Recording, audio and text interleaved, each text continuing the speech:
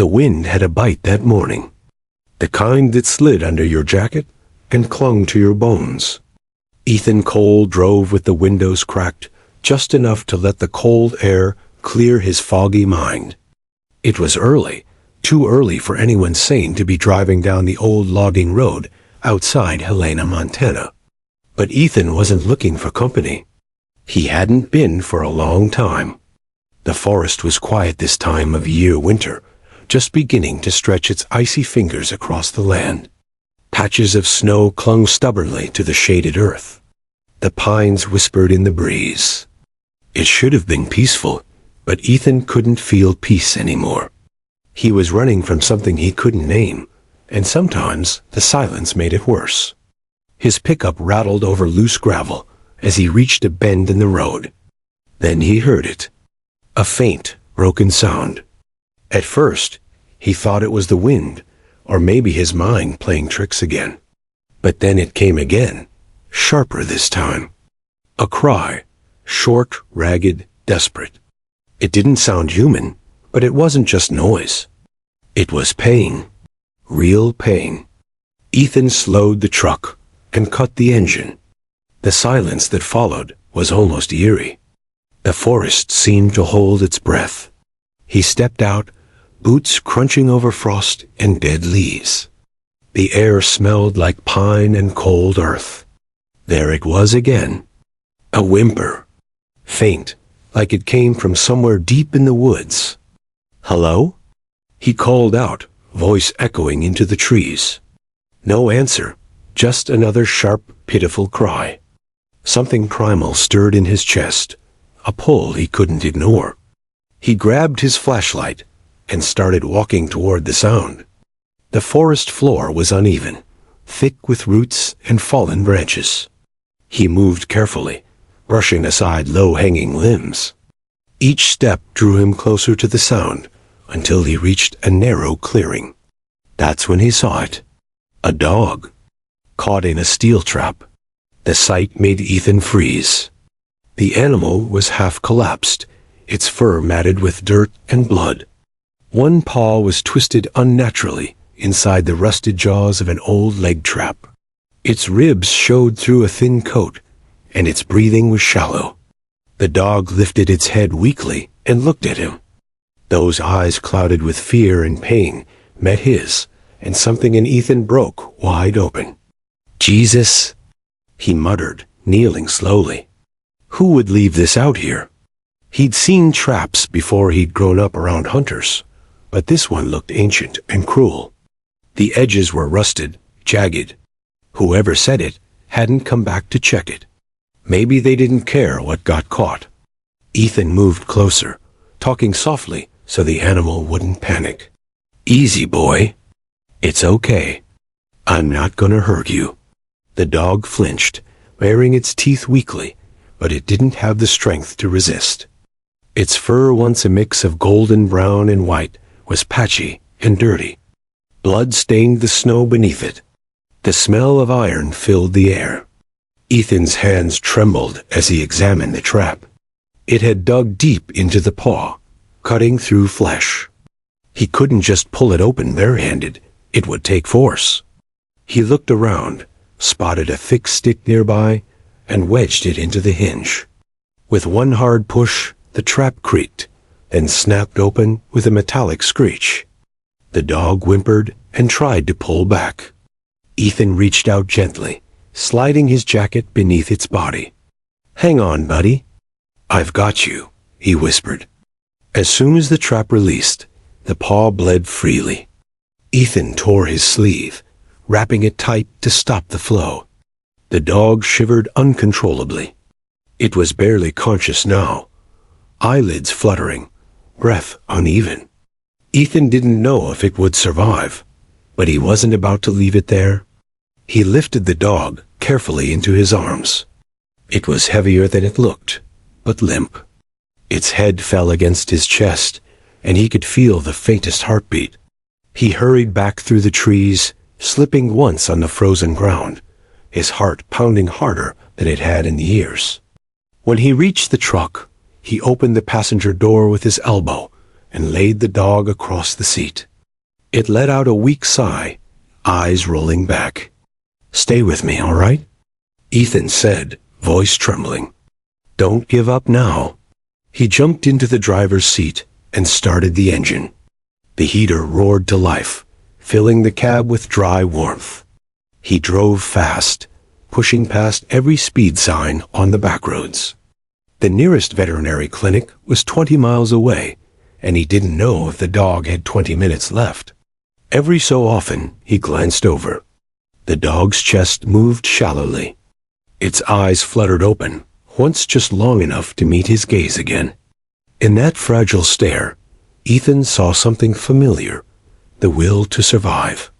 The same stubbornness that had kept him going when his world fell apart 2 years ago. He gripped the wheel tighter. "You're gonna make it? You hear me?" The roads blurred past, the mountains looming like silent witnesses. Memories flickered through his mind. His old dog, Ranger, who died after his divorce, the only companion who'd stayed through the worst nights. Ethan hadn't let himself love anything since then. But now, with this broken creature beside him, that old wall began to crack. By the time he reached the clinic, the dog had stopped moving. Panic surged through him. He parked halfway across 2 spots, burst through the glass doors carrying the limp body in his arms. "Help, please," he shouted. The receptionist's eyes went wide. "Oh my God, Dr. Lewis," she called. Within seconds, a Vita woman in her 40s with silver streaks in her hair ran out from the back. "What happened?"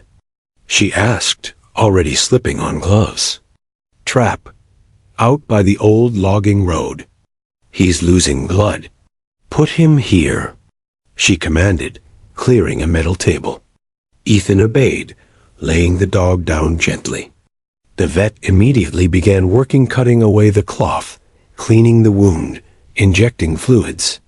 Ethan stood frozen, helpless. "He's in shock," she muttered. "But he's got a strong heart. That's a good sign." Ethan couldn't speak. He just stood there, fists clenched, every nerve screaming. The dog jerked once, then went still. "Is he? Not yet?" the vet said sharply, pushing a syringe into the IV. "Don't give up on him." Minutes stretched into what felt like hours. Machines beeped, hands moved, voices murmured. Then, a sound of faint whine from the table. The vet exhaled and nodded. "He's breathing steady now.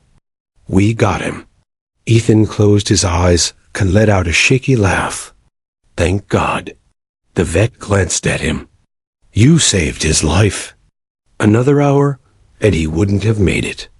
Ethan swallowed hard, looking down at the dog's still body. "He saved mine too," he murmured without thinking. The vet smiled faintly, but said nothing. She could see the truth written all over his face. As Ethan stood there, watching the dog's chest rise and fall in slow rhythm, he realized how strange life could be. He hadn't planned on stopping that morning. He hadn't planned on saving anyone. Yet somehow, fate or something like it had led him down that road at the exact right time. Outside, the first snowflakes of winter began to fall softly against the window. The world was quiet again, but it didn't feel empty anymore. Ethan reached out and gently touched the dog's paw, careful not to disturb the bandages. "You're safe now," he whispered. "You made it." The dog didn't move, but Ethan could feel the warmth returning beneath the fur. He stood there a long time, the cold morning far behind him, knowing deep down that his life and the dog's had just changed forever. The clock on the clinic wall ticked loud enough to drive a man mad. Ethan sat motionless in the hard plastic chair, hands still streaked with dried blood. He stared at the floor, tracing the cracks in the tiles, but his mind was far from the room. Behind that swinging door, the dog was fighting for its life, and all Ethan could do was wait. He could still feel the dog's heartbeat against his arm, faint but stubborn. Every time he closed his eyes, he saw those frightened eyes again, pleading without words.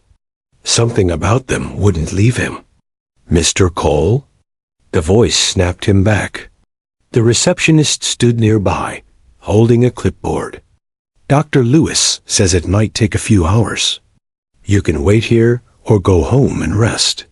He shook his head. "I'll wait." She nodded softly, sensing the weight behind his tone. "Coffee's in the corner if you need it." He didn't move. He just sat there as the world outside turned from morning gray to afternoon gold. Occasionally, muffled sounds came from the back footsteps, clinking metal, hushed commands, but no one came out. He'd promised himself he wouldn't care. It wasn't his dog. He'd done his part, found it, saved it, brought it here. But as hours crawled by, he realized that leaving wasn't an option. It felt like part of him was in that room, fighting along with it. Finally, the door swung open. Dr. Lewis stepped out, her gloves stained crimson. She peeled them off, exhaled, and met his gaze. "He's alive," she said simply. Ethan didn't realize he'd been holding his breath until that moment. The air left his lungs in a rush. "He's alive?" She nodded. "Barely, but yes. You got him here just in time." The trap crushed part of his paw and caused severe blood loss, but we stopped the bleeding and stabilized him. "He's sleeping now." Ethan rubbed his face, relief flooding through him like a wave. "Can I see him?" Dr. Lewis hesitated, then smiled faintly. "Just for a minute. He needs rest." He followed her down a narrow hallway. The smell of antiseptic filled the air. They stopped at a small room with a single metal bed. There, wrapped in white bandages and hooked to a drip, lay the dog. For a moment, Ethan couldn't speak. The animal looked so fragile now, ribs rising slowly, fur shaved around its leg, one paw wrapped like a child's broken arm. But it was breathing. That was enough. He stepped closer. The dog stirred faintly, eyes fluttering open. Recognition flickered. "Hey, buddy," Ethan whispered. "Told you I wouldn't let you go."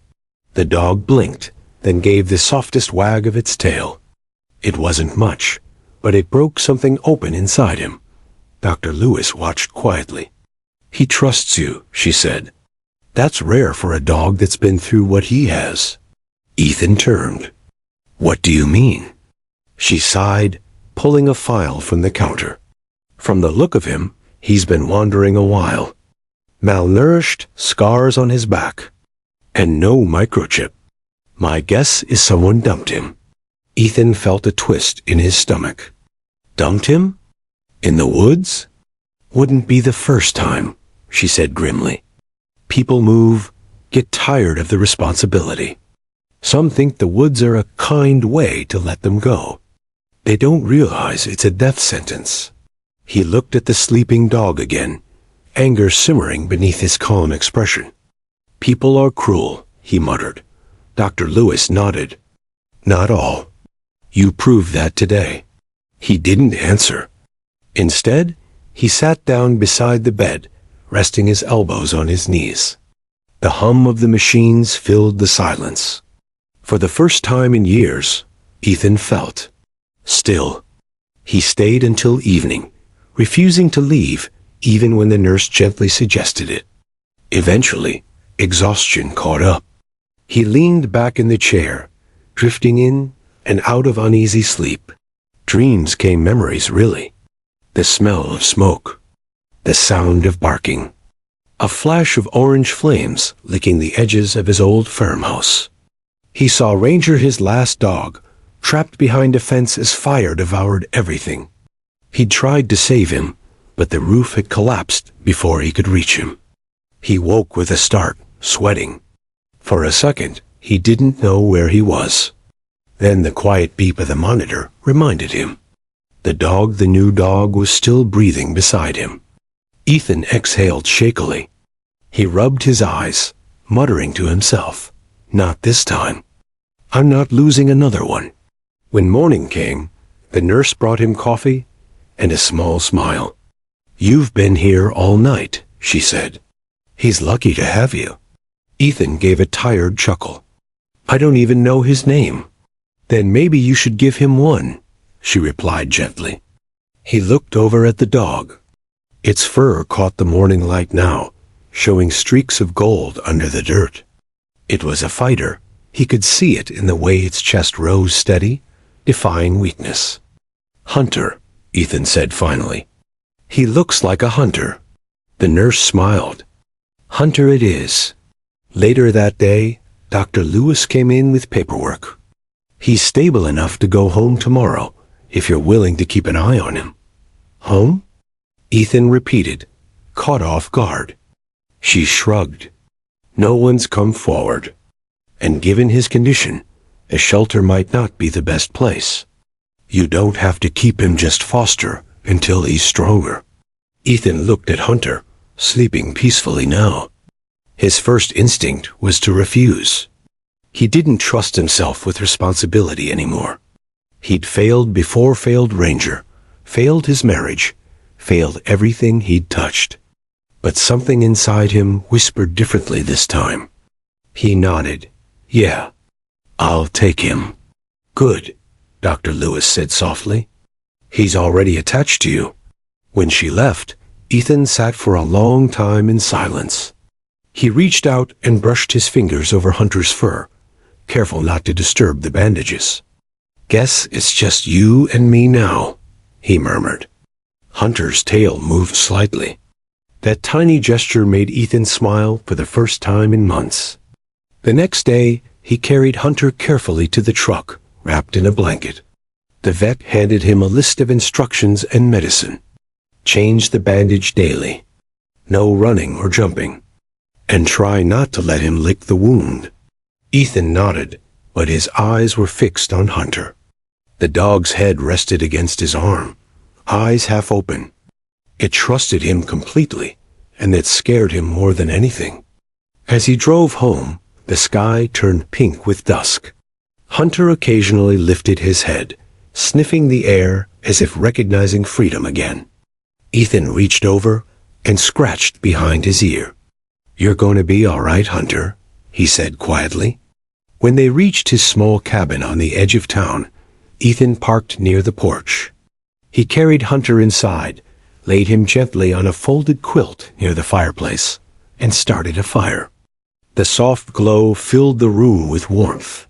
Hunter looked around, then sighed a deep, content sound. For the first time since he'd found him, the dog seemed at peace. Ethan sat nearby, watching the flames dance. The house had felt empty for so long. Now, with the faint sound of steady breathing beside him, it didn't. He poured himself coffee, then whispered into the quiet. Maybe we both needed saving. Outside, the wind howled across the dark woods, the same woods where one life had nearly ended and another had found purpose again. Inside, man and dog slept beside the fire, two souls stitched together by chance, each unknowingly healing the other's scars. And for the first time in years, Ethan didn't dream of loss. He dreamed of second chances. Morning light slipped through the curtains of Ethan's cabin, slicing across the hardwood floor in quiet gold. The scent of pine from the fire lingered in the air. For a moment, everything was still, except for the soft, rhythmic breathing near the hearth. Ethan stirred awake on the couch, muscles stiff from sleeping upright. His first instinct was to look toward the blanket by the fireplace. Hunter was still there, curled up, bandaged paw tucked against his chest. The dog's chest rose and fell slowly, peacefully. For the first time since that dreadful morning in the woods, the sight of him alive filled Ethan with something unfamiliar relief. He stretched, then walked quietly to the kitchen, careful not to startle the dog. He poured a cup of coffee, eyes drifting toward the window where snow was beginning to fall again. Outside, the world was pure white and silent. Inside, a new rhythm had begun to form. Hunter stirred. His head lifted slightly, nose twitching at the smell of bacon and eggs cooking on the stove.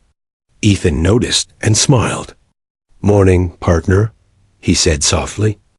Hunter's tail thumped faintly against the floor. "You hungry?" The answer came in the form of an eager stare. Ethan chuckled, set a plate down, and placed a small portion of scrambled eggs and rice in a bowl. The vet had warned him to keep the diet simple for now, but Hunter seemed grateful for anything. The dog ate slowly at first, as if still unsure it was real food and not a dream. Ethan knelt beside him, watching closely. "You're tougher than you look, you know that?" he murmured. Hunter looked up mid-bite, eyes clear and soft now, no longer clouded with fear. It was strange how quickly trust had started to rebuild between them. Maybe it was the way Ethan moved carefully around him, or how he spoke like every word mattered. Or maybe it was something deeper, something broken, in both of them quietly recognizing itself in the other. Days turned into a quiet routine. Ethan would wake early, cook breakfast for two, then take Hunter outside for short walks along the frosted path behind the cabin. Hunter still limped, his injured paw wrapped in clean bandages that Ethan changed daily, just like Dr. Lewis had instructed. The process wasn't easy. Hunter would flinch when Ethan touched too close to the wound, but over time he began to relax. One afternoon, while replacing the gauze, Ethan spoke softly, almost to himself. "You've got a will to live, don't you?" Hunter's eyes followed his every move. "Guess that makes two of us." Ethan tied the bandage gently, patted the dog's head, and smiled. "All done." Hunter responded with a soft bark, the first sound of life he'd made in days. It startled Ethan at first, then made him laugh. The sound felt like sunlight after a long storm. By the end of the second week, Hunter could walk a little farther each day. Ethan took him down to the frozen creek behind the property, where the trees bowed heavy with snow. Hunter sniffed everything: fallen branches, animal tracks, even Ethan's boots. His tail wagged constantly, as if every scent was a discovery. Ethan stood back, watching. "You act like you've never seen the world before." Maybe he hadn't, not like this. Not without paying. Not with someone beside him. A breeze swept through, carrying the faint smell of smoke from a distant chimney. Hunter lifted his nose to it, then looked back at Ethan as if to say thank you. Ethan's chest tightened. He crouched and rubbed the dog's head. "You don't owe me anything, Hunter. We're even." But even as he said it, he knew it wasn't true. Hunter's presence was mending something invisible inside him. For months, Ethan had lived with the quiet ache of isolation, the kind that seeps in after loss and stays, even when the house looks clean and the bills are paid. Now there was warmth again, even laughter. Sometimes at night, when the cabin grew silent except for the crackling of firewood, Ethan would glance at Hunter sleeping near the hearth and feel an odd peace settle over him. The nightmares that had haunted him for years, flames, smoke, the helpless bark of his old dog, were fading. One morning, Dr. Lewis called to check in. "How's our patient doing?" she asked. "He's walking now," Ethan replied proudly. "Eating well, too. Though I think he's been faking pain just to get more chicken." The vet laughed softly. "Smart dog. I'm glad he's improving." "You've done well, Ethan. Most people would have left him." Ethan looked down at Hunter, who was sprawled lazily across the rug, chewing on an old slipper.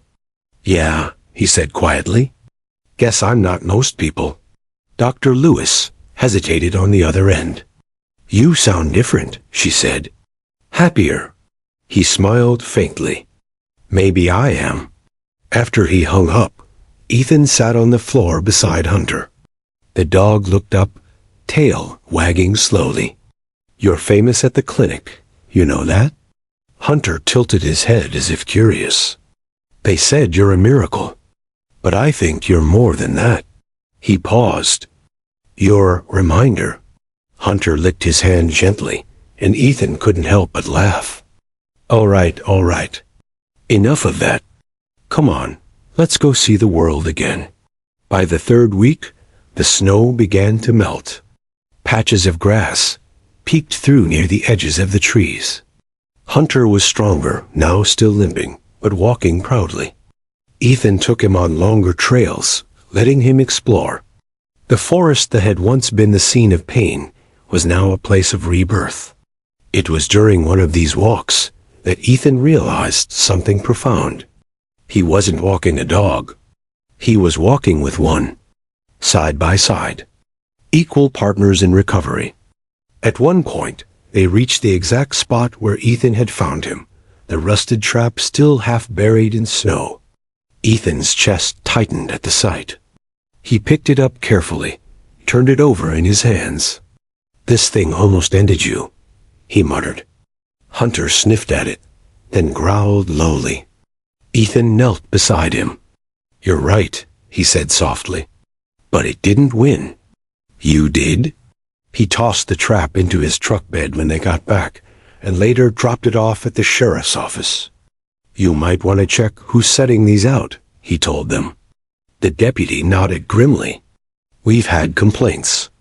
You probably saved more than one life by turning that in. Ethan just shrugged. One's enough.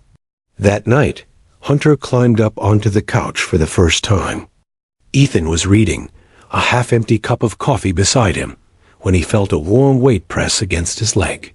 He looked down to see Hunter curling up, resting his head on Ethan's knee. Hey, Ethan said, pretending to sound annoyed. That's my spot. Hunter ignored him completely. Ethan laughed, setting the book aside. He reached down and stroked the dog's back. All right, fine. You win. The cabin was quiet, except for the crackle of the fire and the steady rhythm of Hunter's breathing.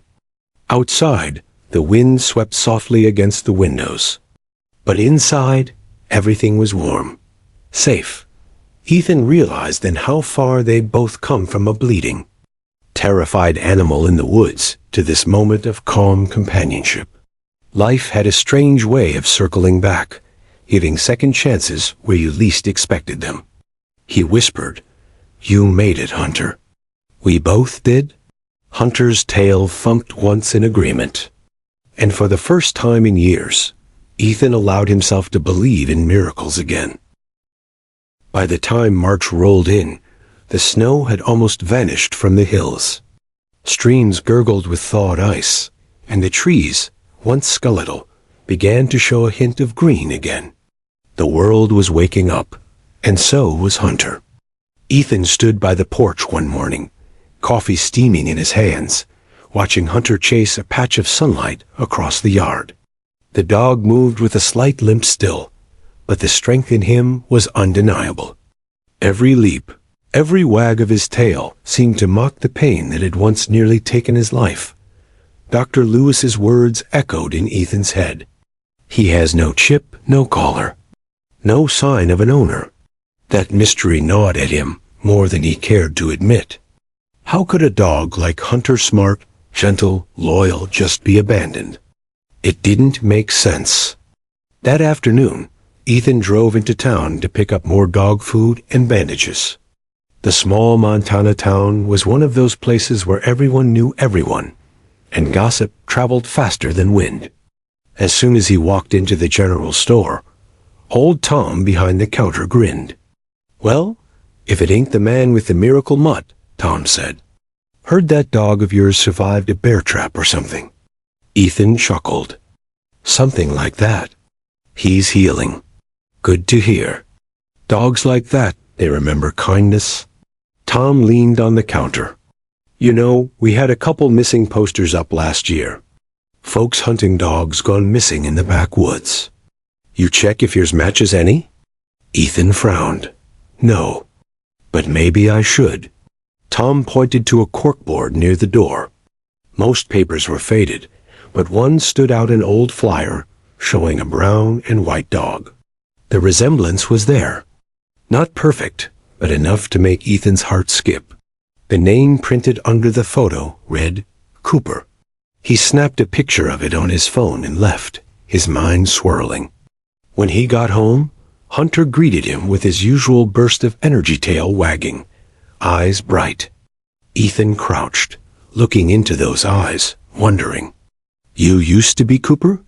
he asked quietly. Hunter just tilted his head, confused but happy. Ethan smiled, scratching behind his ear. "Doesn't matter what they called you before.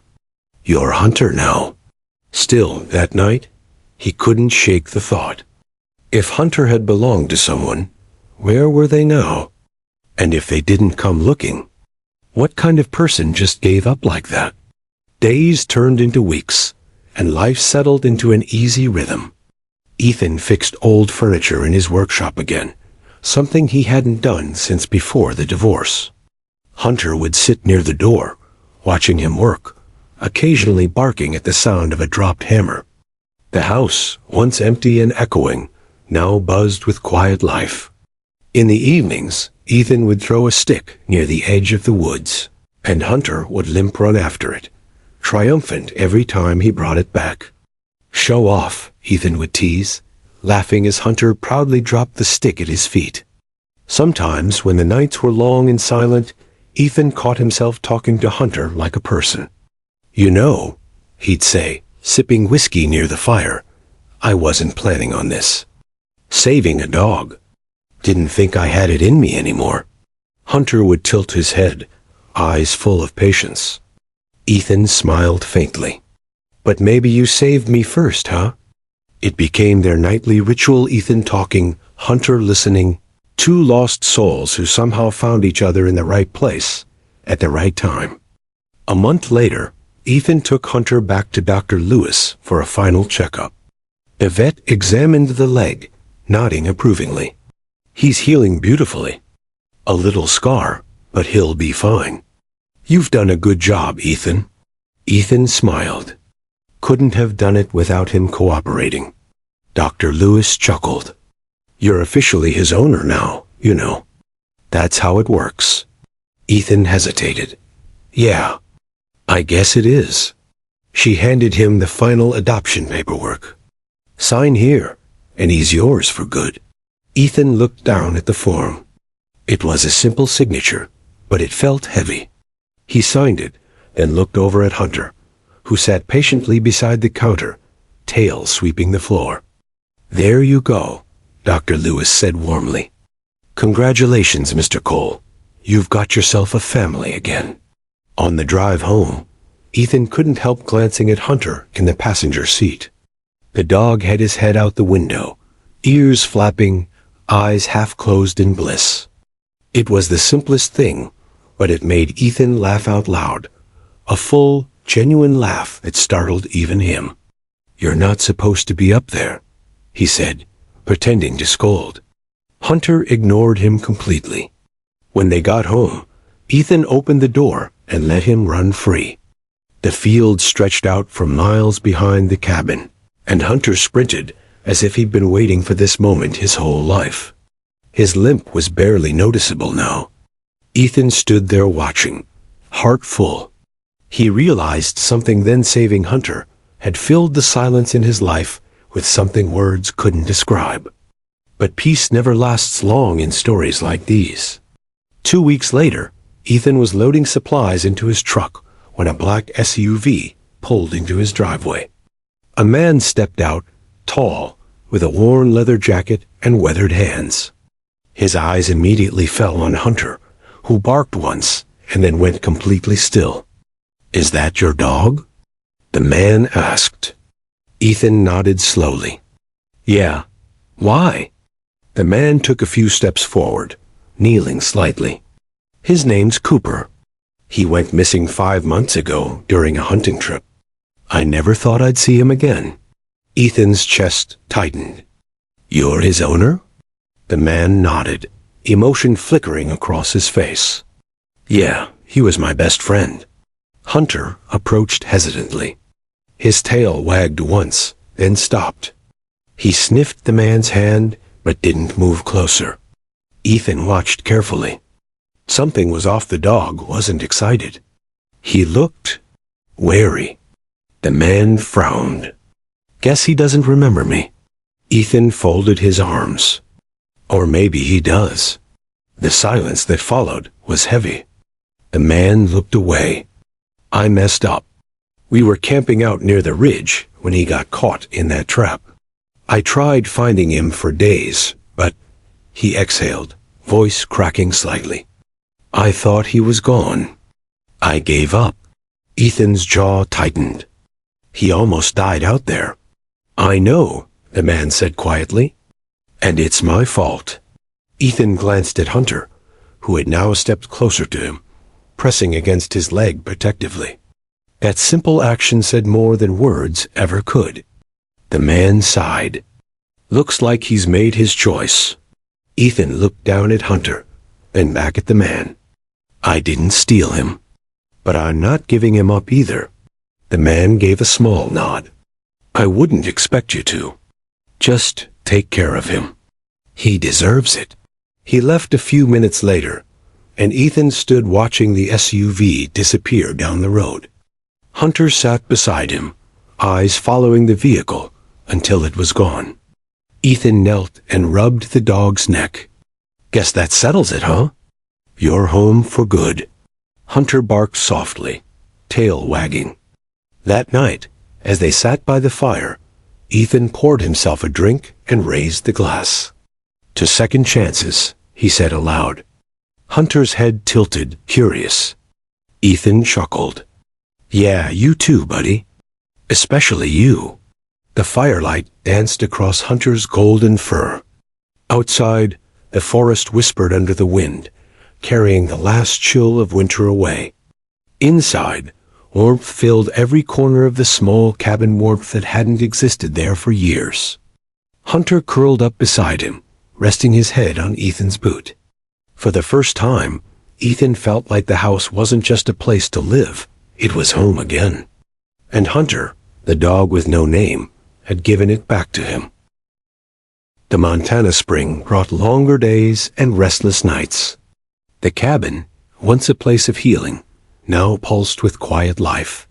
Ethan and Hunter had fallen into an easy rhythm. Work by day, long walks in the evening, and calm fireside talks by night. But that calm didn't last. It started with the noises, faint, distant sounds echoing from the woods behind the house. At first, Ethan brushed them off as coyotes or deer. But soon, the sounds changed. Snapping branches. Metallic clinks. A low growl that wasn't Hunter's. Hunter noticed first. Every night, just before midnight, he would lift his head, ears twitching. His eyes locked on the dark tree line, body stiff as stone. One night, Ethan followed his gaze and saw a faint flicker of light deep in the woods. He stood on the porch, heart thudding. Probably campers, he muttered, though his voice betrayed uncertainty. Hunter didn't move. He just growled, low, warning, protective. The next morning, Ethan found something strange. Near the trail where they usually walked lay a new set of tracks, boot prints, fresh, pressed deep into the damp earth. Someone had been there recently. He crouched, touching the soil. Whoever it was had been carrying something heavy. He followed the tracks for about 20 yards before they disappeared near the creek. Hunter barked sharply, as if to say, "Don't go further." Ethan sighed. All right. Let's head back." But his mind didn't rest. That evening, while fixing a chair in his workshop, Ethan couldn't shake the unease. The sound of the woods outside felt different, alive, watchful. Hunter lay near the door, ears still twitching. When night came, Ethan double-checked the locks, something he hadn't done in years. He poured a drink, turned off the lights, and watched the forest from the window. At around 11:40 p.m., Hunter bolted upright, barking. Ethan grabbed his flashlight and stepped onto the porch. "What is it, boy?" Hunter was already running toward the woods. Ethan hesitated only a second before following. His boots crunched over fallen leaves, the flashlight beam slicing through the dark. "Hunter!" he shouted. The only reply was the dog's bark, urgent, echoing deeper into the trees. When he finally caught up, Hunter stood at the edge of a small clearing, the same one where Ethan had first found him months ago. And there, half buried in the dirt, was a metal trap. But this one was new. Fresh, gleaming steel. Set deliberately, waiting, Ethan's stomach dropped. He knelt, examining it. The edges were sharp, the mechanism clean, recently placed. Not the rusted, forgotten kind he'd found before. "Who the hell would?" he began, but a sound cut him off. A twig snapped. He spun, flashlight beam darting across the trees. Nothing. And another sound. Footsteps retreating quickly into the dark. "Hey!" he shouted. "Who's there?" No answer. Just the cold, empty whisper of wind. Hunter growled beside him, every hair on his back raised. Ethan grabbed a fallen branch and triggered the trap manually. It snapped shut with violent force. Even from a few feet away, the sound made his skin crawl. He looked at Hunter.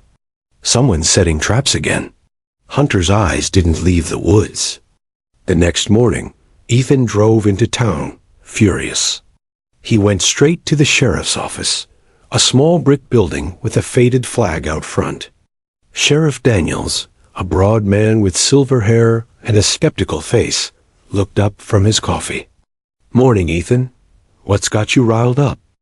"Someone setting traps again. Near my property." "Fresh ones." The sheriff frowned. "You sure?" "Thought we cleared those out last winter." "I'm sure," Ethan said firmly. "Almost stepped in one myself." The sheriff sighed, leaning back in his chair. "Could be poachers. We've had a few reports of them around the valley. Setting traps for fur." Ethan shook his head. "That's not all. I heard someone out there last night." Daniels rubbed his chin. "All right. I'll send a ranger to check the area tomorrow. But, Ethan, be careful. Don't go looking for trouble." Ethan gave a dry laugh. Too late for that. That night, he couldn't sleep. The trap, the footsteps, the feeling of being watched. Around midnight, Hunter started pacing again. Ethan whispered, "You sense it too, don't you?" Hunter stopped by the door, tail stiff, head low. A second later, there came a metallic clink, faint but close. Ethan's pulse spiked. He reached for his flashlight and rifle. He opened the door quietly, the night air cold against his face. The forest loomed silent. "Stay close," he whispered. They moved toward the sound, cautious, slow. Every step felt heavier than the last. Then Hunter froze, growling deep in his chest. Ethan followed his gaze and saw a shadow moving between the trees. "Hey!" he shouted. The figure stopped, turned, and for a split second, Ethan caught the gleam of something metallic in their hand before they bolted. Ethan ran after them, branches slapping his arms, heart pounding. "Stop!" he yelled. But the person was fast, darting through trees like they knew the terrain. Hunter raced ahead, barking furiously. They reached the creek. The figure jumped across, landing on the opposite bank. For a heartbeat, Ethan's flashlight caught their face. A man, late 30s, scruffy beard, eyes wild with fear. Then he disappeared into the dark. Ethan stood there, gasping, water soaking his boots. Hunter barked into the emptiness. When Ethan turned back, he saw something glinting near the trap. He bent down and picked it up. A small metal tag. Scratched and worn, but readable. Property of D. Myers. He stared at it, the name burning into his mind. Myers. It couldn't be. That was the same last name as the man who had claimed to be Hunter's old owner. The next morning, Ethan sat at the kitchen table, staring at the tag. His mind raced. Why would Myers be out here again? Why was he setting traps near his land? Hunter lay at his feet, eyes fixed on him. Ethan sighed. Guess we're not done with him after all. He dialed Sheriff Daniels and explained everything. The sheriff promised to send a deputy, but warned him again, don't take matters into your own hands. But Ethan wasn't one to wait. That evening, as dusk fell, he loaded his rifle, packed a flashlight, and whistled for Hunter. Let's finish this, he said quietly. They walked the same path as before, following the creek. The forest was eerily still. Hunter stayed close, muscles tense. When they reached the clearing, Ethan found 2 more traps, both set recently. It was deliberate, calculated. Suddenly, a voice came from the shadows. Didn't think you'd come back, Cole. Ethan turned. Myers stepped forward, eyes hollow, clothes dirty. You should have left it alone. That dog's mine. Ethan tightened his grip on the rifle. You gave up on him. I came back for him. And for what's mine. Myers gestured to the traps. These woods are my ground. Ethan shook his head. Not anymore. For a moment, neither moved. The only sound was the wind and Hunter's low growl. Myers took a step forward, but Hunter lunged, barking viciously. The man stumbled back, tripping over one of his own traps. It snapped shut with a scream of pain. Ethan froze, heart pounding. He rushed over, pried the trap open with his bare hands. Myers's leg was bleeding badly. Stay still, Ethan said, voice shaking. You're lucky you're alive. Myers grimaced. You should have stayed out of it. Ethan looked down at him, jaw set. Maybe, but someone has to protect what's right. He called 911, reporting an injured man. When the sheriff arrived 20 minutes later, he took one look at the scene and shook his head. Guess trouble found you after all. Ethan didn't answer. He just looked at Hunter, who stood tall beside him. No longer the half-dead creature from that winter night, but something stronger. Something that wouldn't be broken again. That night, as emergency lights faded from the woods, Ethan sat on his porch, exhausted. Hunter lay beside him, head resting on his knee. You did good, boy, he whispered, scratching behind his ear. Real good.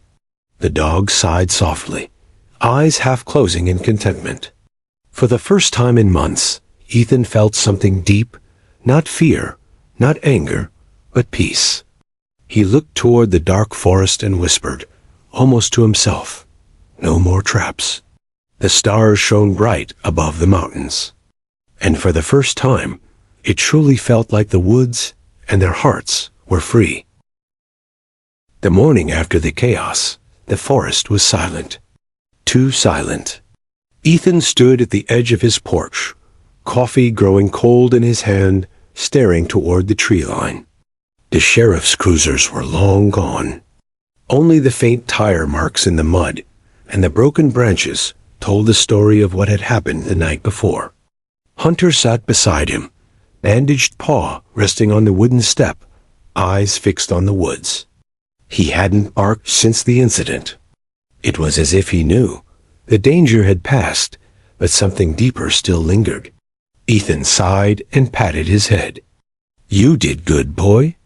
Real good. But the words didn't bring peace. They both knew this wasn't over. Later that morning, the sheriff called. Ethan, Myers is in custody, Sheriff Daniels said, his voice weary. We got him to the hospital last night. Legs busted pretty bad. He's talking now. Ethan frowned. Talking? About what? About you. About the dog. Says you stole his property. Ethan's jaw clenched. That dog was left to die in the woods. I know, Daniels replied, calm but cautious. But the law's complicated when ownership comes up. He's claiming the dog's registered to his name. Ethan's pulse quickened. That can't be right. Paperwork says otherwise. His vet records list a dog named Cooper. Same breed, same markings. He's got an old photo, too. Looks a lot like yours. Ethan went silent, eyes shifting toward Hunter, who was lying in the sunlight on the porch, tail twitching lightly in a dream. Listen, the sheriff continued. I'm not saying he's right. Just be ready. There's a hearing next week to figure it out. Ethan hung up without replying. He sat beside Hunter, rubbing the dog's fur gently. You hear that, buddy? They're saying you belong to him. Hunter stirred, then rested his head on Ethan's lap, sighing. Ethan smiled faintly. Yeah, I thought so too. The next few days were strange. People in town started talking. At the diner, whispers followed Ethan's every move. Some saw him as a hero, the man who saved a dying dog from cruelty. Others muttered that he'd stolen another man's pet. Tom, the old store clerk, shook his head when Ethan walked in. Don't let them get to you. Folks'll always talk. You did the right thing. Ethan nodded, but his heart was heavy. Still feels wrong. The law's on his side. Tom leaned closer. Sometimes the law's slow to catch up with what's right. One evening, Ethan sat by the fire with a folder on the table, the adoption papers Dr. Lewis had given him. He flipped through them slowly, stopping at one line. No previous owner found. He exhaled sharply. If that doesn't prove you're mine, I don't know what does. Hunter, lying nearby, lifted his head at the sound of his voice. Ethan smiled tiredly. You don't care about papers, do you? Hunter wagged his tail once, then rested it again. Ethan reached down and scratched behind his ear. Good answer. The following week, the hearing was held in the small county courthouse. The room smelled of old paper and coffee. Myers sat across the table, his leg wrapped in a thick brace, face pale, but eyes burning with resentment. His lawyer droned on about ownership and legal registration. Ethan stayed silent, hands clasped, jaw tight. When it was his turn, he stood, voice steady but cold. That dog was left to die, he said. I found him bleeding in the woods, trapped for God knows how long. I didn't steal him, I saved him. The judge listened quietly. Myers smirked. You think you're some hero? You took what was mine. Ethan shot him a look sharp enough to cut glass. If he was yours, then why didn't you come back for him? Why did you set those traps again? Myers looked away. Didn't think he'd survive. Ethan's tone softened. But he did. And maybe that means he wasn't yours anymore. The judge cleared his throat. Enough. I'll review the case and give my ruling in a few days. Ethan sat back down, chest tight. He didn't care about winning. He cared about keeping Hunter safe, away from men like Myers. As the session ended, Myers limped past him and muttered, You can't change what's written on paper. Ethan replied quietly, Maybe not. But you can't fake loyalty either. 3 nights later, Ethan was back home, sitting by the fire when headlights flashed through his window. He stepped outside to find Dr. Lewis stepping out of her Jeep, holding a folder. I thought you'd want to see this, she said, handing it to him. I dug through the vet registry. The chip ID Myers gave the court. It's not a match. The dog in those records was older, heavier, and had a scar on the left ear. Hunter doesn't. Ethan blinked. You're sure? Positive. Myers faked it. The dog you found isn't Cooper. Relief flooded through him, like sunlight breaking through clouds. He laughed softly, shaking his head. You just saved us both. Dr. Lewis smiled.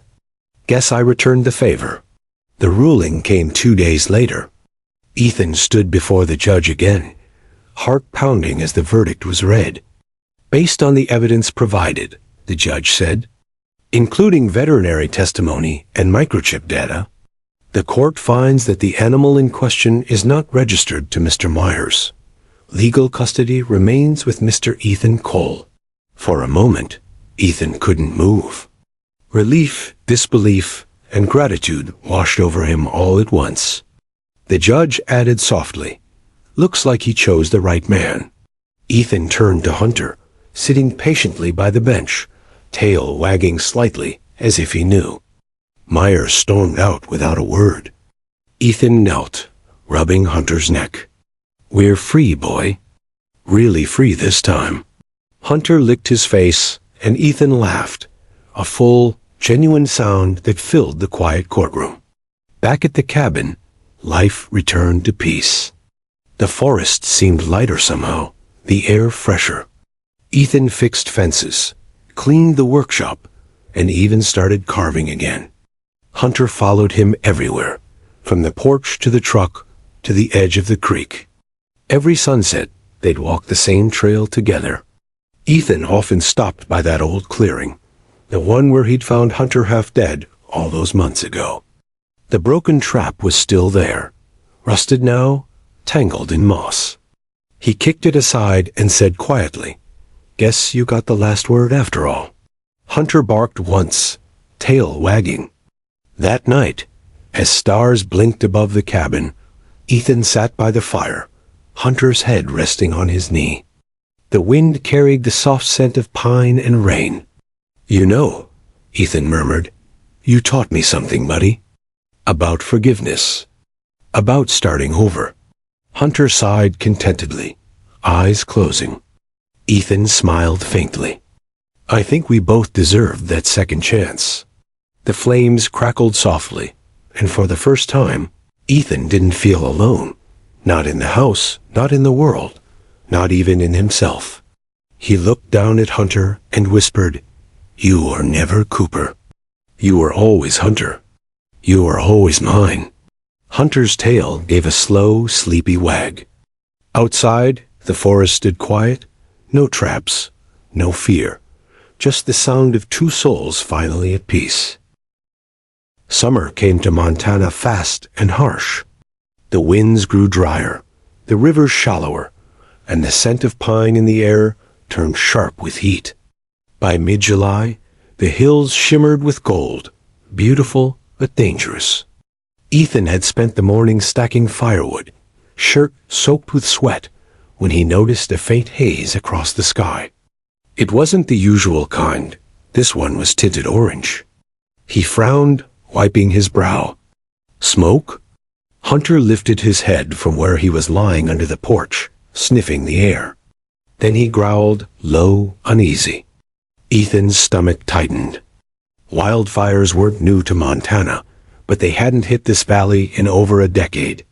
Still, he knew that smell, dry timber and smoke, carried by wind miles ahead of the flames. He turned on the radio inside the cabin. Static crackled before a voice broke through. Dock residents in Clearwater and Pine Ridge. Areas are advised to prepare for possible evacuation. Fire crews are responding to a blaze near Thompson Creek. Ethan froze. Thompson Creek was just 6 miles north, the same ridge where he'd first found Hunter. He grabbed his keys, calling out, "Come on, boy." Hunter leapt up immediately, tail rigid, eyes alert. Ethan drove up the old dirt road toward the ridge. The deeper he went, the thicker the air became. The sky had turned copper, the sun a dull red disk behind drifting smoke. At the crest, he stopped the truck. What he saw made his chest tighten. The forest was on fire. A wall of flames snaked down the far slope, eating through brush and pine with terrifying speed. Black plumes rose hundreds of feet high, twisting like angry clouds. Firefighters' trucks were parked along the lower road.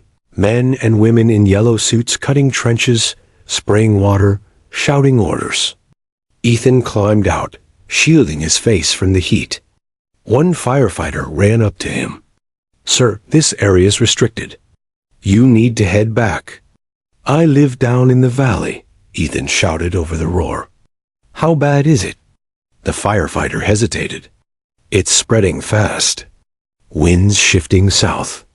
If it turns again, your property could be next. Ethan glanced toward the flames, heart pounding. Can I help? Not here. Get your things ready to evacuate. If the wind changes, you'll have minutes, maybe less. Ethan nodded grimly and headed back to the truck. Hunter stood in the passenger seat, staring out the window toward the burning ridge. Don't worry, buddy, Ethan said softly. We'll be ready. By the time they reached the cabin, ash was already drifting down like snow. The horizon glowed red even in daylight. Ethan moved fast, filling water buckets, packing a small bag, loading important documents and Hunter's medical papers into the truck. Hunter followed close behind, refusing to leave his side. But then Ethan noticed something odd. The wind had shifted again. The smoke wasn't blowing north anymore. It was coming straight toward them. He cursed under his breath. It's moving faster than they said. Within an hour, the fire was visible from the back porch, small at first, like distant torches flickering through the trees. But soon the roar came, deep and hungry. Hunter barked, pacing the porch. Ethan grabbed his rifle, though he wasn't sure why. Instinct, maybe. He glanced at the trees, glowing faintly in the smoke. We've got to go. He loaded Hunter into the truck, turned the ignition, and the engine sputtered, then died. Come on, he shouted, turning the key again. Nothing. The old truck, tough as it was, had chosen the worst time to fail. Hunter barked again, eyes wide. Okay, Ethan muttered, grabbing his pack. We'll take the trail. To the creek. The creek ran low this time of year, but the open ground around it might buy them time. He leashed Hunter, slung the bag over his shoulder, and started toward the woods. The air grew thicker by the minute. Smoke choked the path, the sky turning an eerie orange-gray. Ethan coughed, covering his mouth with a damp bandana. Hunter stayed close, tail down, breathing hard but steady. Every few seconds, he looked back, making sure Ethan was still there. When they reached the creek, the world had become a nightmare. Flames crackled on both sides, trees exploding into bursts of fire. The air shimmered with heat. Ethan stumbled into the shallow water, gasping. Hunter followed, paws splashing. They stayed low, the creek's coolness their only relief.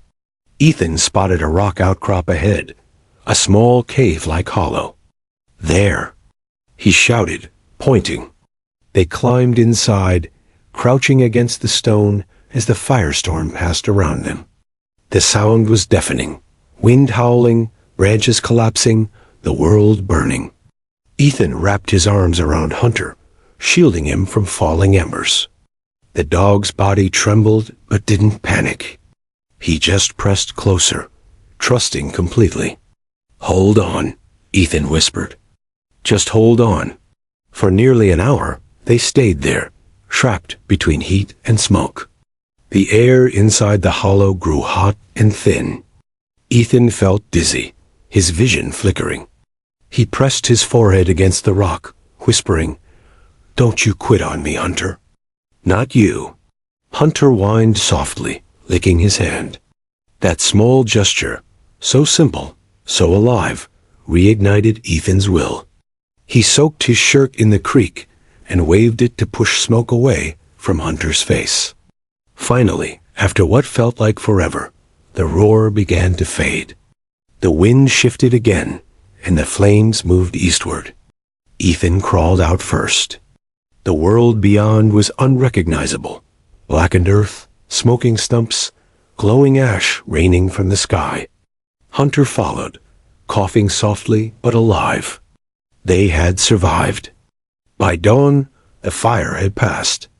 The valley lay in ruins, but the cabin still stood, scorched but not destroyed. Somehow, the flames had jumped it, sparing the home like a miracle. Ethan fell to his knees in the yard, exhaustion finally hitting him. Hunter limped over and sat beside him, head resting on his shoulder. "Guess the universe gave us another chance," Ethan whispered. "We must be hard to get rid of." Later that morning, a convoy of firefighters drove by. One of them, the same man Ethan had spoken to earlier, stopped his truck and walked up the path. "Holy hell," the firefighter said. "You're lucky. Most of the ridge didn't make it." Ethan nodded weakly. "We stayed by the creek. Barely got through." The man looked down at Hunter and smiled. "Looks like he kept you alive too." Ethan chuckled. "Yeah, seems like he's made a habit of it." That night, as the stars returned over a charred landscape, Ethan sat on the porch, wrapped in a blanket. Hunter lay beside him, paw still bandaged, but tail gently wagging every time Ethan spoke. The air was quiet again, heavy, but alive. Ethan looked at the horizon, where faint smoke still curled like ghosts of what had been. "We lost a lot," he murmured. "But not everything. Not us." Hunter nudged his leg, and Ethan smiled faintly. "You're something else, you know that?" Hunter barked once, as if in agreement. For a long while, neither moved. The stars blinked brighter, the forest whispered faintly, and the soft rhythm of Hunter's breathing filled the empty night. They'd survived storms, men, and fire itself. Now, all that was left was to live. And in that moment, with ash under their feet and peace in their hearts, Ethan finally understood. Sometimes, survival isn't about fighting the world. It's about finding something, or someone, worth surviving for. The Montana summer burned away, leaving the valley raw but alive. The forest had been scarred by fire, yet new green shoots pushed through the blackened earth, like resilient fingers of hope. Ethan stood on the porch of his cabin, the morning sun warming his face. Hunter sat at his feet, tail sweeping the floor, eyes bright and alert. The fire had changed them both, not just the land, but their perspective, their understanding of what it meant to survive, to trust, to love again. For months, Ethan had worked tirelessly to repair the cabin and clear debris from the surrounding land.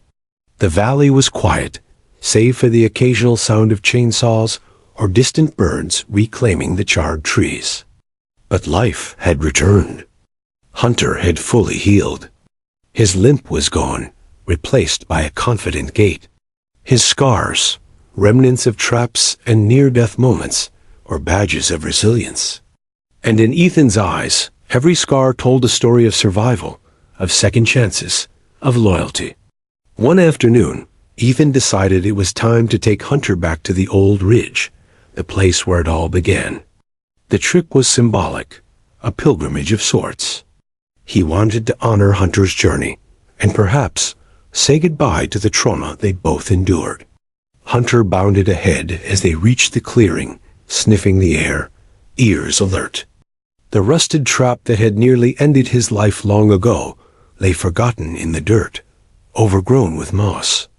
Ethan knelt beside it, running his fingers over the cold metal. "You remember this place, huh?" he whispered. Hunter barked softly, as if acknowledging the memory. Ethan smiled faintly.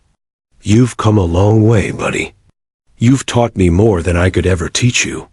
Hunter nudged his hand, tail wagging. News of Ethan and Hunter's survival had traveled faster than Ethan expected.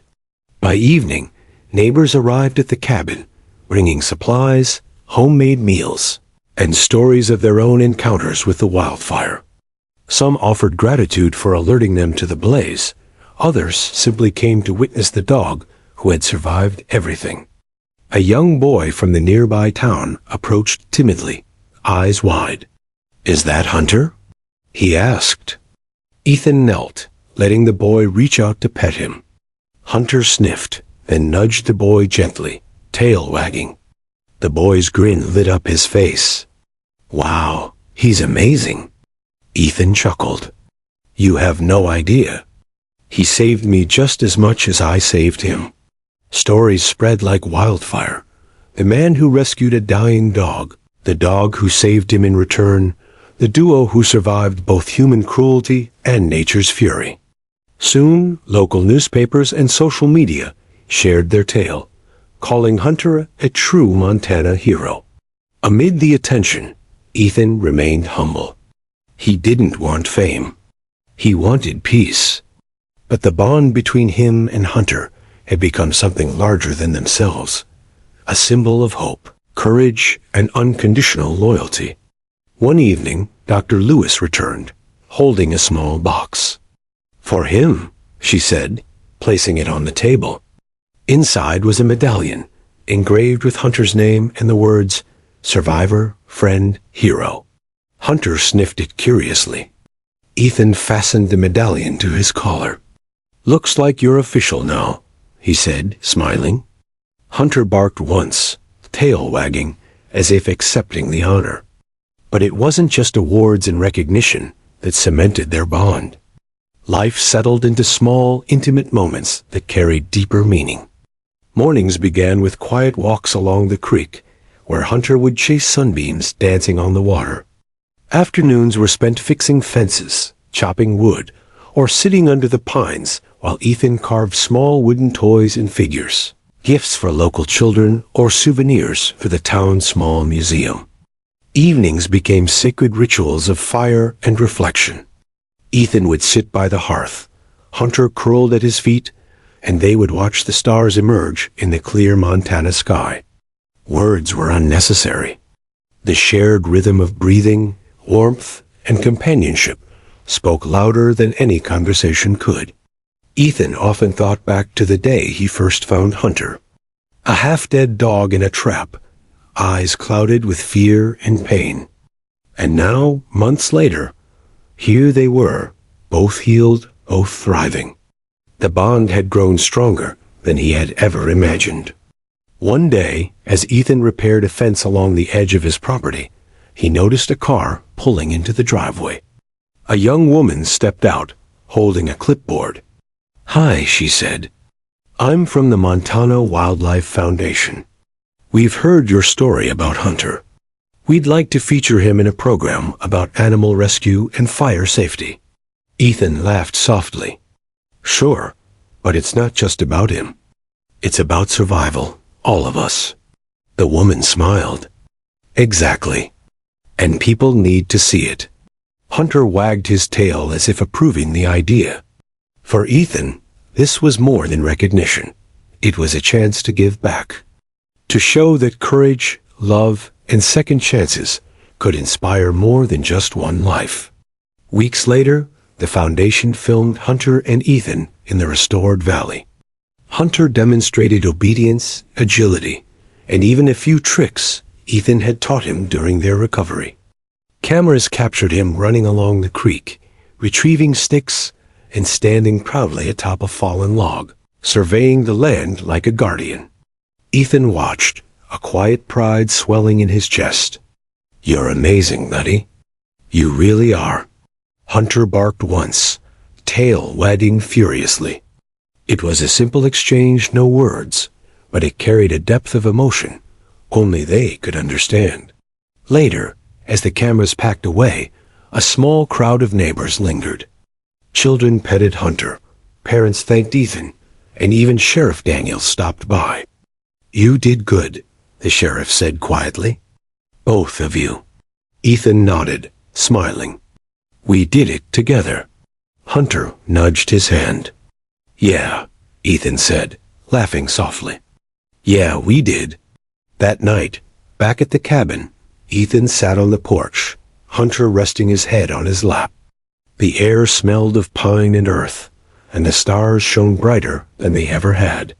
He reflected on the months that had passed, the traps, the injuries, Myers, the wildfire.